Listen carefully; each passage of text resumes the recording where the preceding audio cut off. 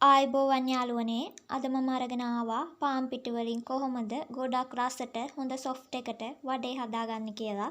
අපිට උළුදු පිටි නැතුව වුණත් මේ පාන් පිටි වලින් වඩේ ගොඩක් රසට හදාගන්න පුළුවන්.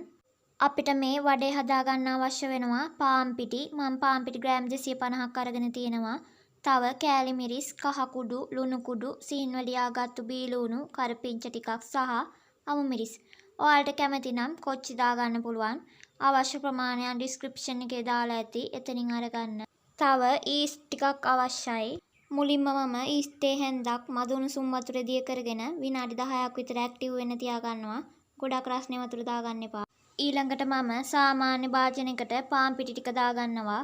ඊට පස්සේ සිහින්ව කපාගත්ත කරපිංචා, අමු මිරිස්, බීලියුණු, තව කහ කුඩු තේ හැන්දක්, ලුණු කුඩු තේ හැන්දි භාගයක්, කෑලි මිරිස් මේස හැන්දි දෙකක් එකතු කරගන්නවා. මේ ඔක්කොම දාගත්තයින් පස්සේ වතුර දාගන්න කලින් හොඳට පාන් පිටි එක්ක කලවම් කරගන්නවා.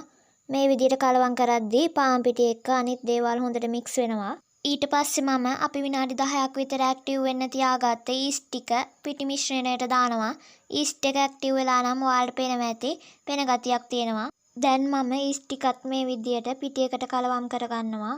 ඊළඟට වතුර ටිකක් දාගෙන පිටි එක අනන්න පටන් ගන්නවා. වතුර දාද්දී ටික ටික එකතු කරගන්න මතක තියාගන්න. මොකද වතුර වැඩි වෙලා යන්න පුළුවන්. මම මෙහෙම විනාඩි 2ක් විතර හොඳට පිටි මිශ්‍රණය අනා ගන්නවා. ඇත්තෙන්ම මේ පාන් පිටි වඩේ එක ගොඩක් රසයි. ඒ වගේම අපිට ලේසියෙන් හදාගන්න උනත් පුළුවන්. ඊට පස්සේ මම ඒ විදිහට ටිකක් අනාගෙන පොල් තෙල් ටිකක් දාගන්නවා. මෙහෙම පොල් තෙල් එකතු කරගන්න හේතුව අතේ ඇලෙන ප්‍රමාණය අඩු කරගෙන පිටි මිශ්‍රණය අනා ගන්න ලේසි වෙන්න. අතේ ඇලෙන එක අවම කරගන්න පාන් පිටි එකතු කරගන්න එපා. එහෙම පොල් තෙල් එකතු කරගෙන වතුරත් ටික ටික දාගෙන මේ විදිහට විනාඩි 5ක් පමණ පිටි මිශ්‍රණය හොඳට අනා ගන්නවා. ඒ විදිහට අනාගත්තු පිටි මිශ්‍රණය පැය එකහමාරක් විතර හොඳට වහලා තියාගන්නවා. මේ තියෙන්නේ පැය එකහමාරකට විතර පස්සේ අපේ පිටි මිශ්‍රණය. ඊළඟට මම පිටි මිශ්‍රණයෙන් මේ විදිහට පුංචි කැබලි වලට කඩාගෙන චුට්ටක් පැතලි විදිහට හදාගන්නවා. ඊට පස්සේ එහෙම හදාගත්තු පිටි මිශ්‍රණයේ මැදින් සිදුරක් මේ විදිහට හදාගන්නවා. විශේෂයෙන් කියන්න ඕන ගොඩක් ලොකුට වඩේ හදාගන්න එපා. එහෙම වුණොත් මැදම වෙන්න පුළුවන්. ඉතින් යාළුවනේ මේ වගේ රසවත් කෑම හදන හැටි බලන්න. රහට කිචන් එකත් එක්ක දිගටම එකතු වෙලා ඉන්න. මේ ප්‍රමාණයෙන් වඩේ හදාගත්තොත් පිටි ග්‍රෑම් 250න් වඩේ 10ක් පමණ හදාගන්න පුළුවන්. ඉතින් යාළුවනේ මේ තියෙන්නේ ඒ විදිහට ලස්සනට හදාගත්තු වඩේ ටික. දැන් තෙල් චාච්චිය ලිපේ තියාගෙන තෙල් ටික රත් වීගෙන ඉද්දී අපි හදාගත්තු වඩේ ටික තාච්චියට දාගන්නවා.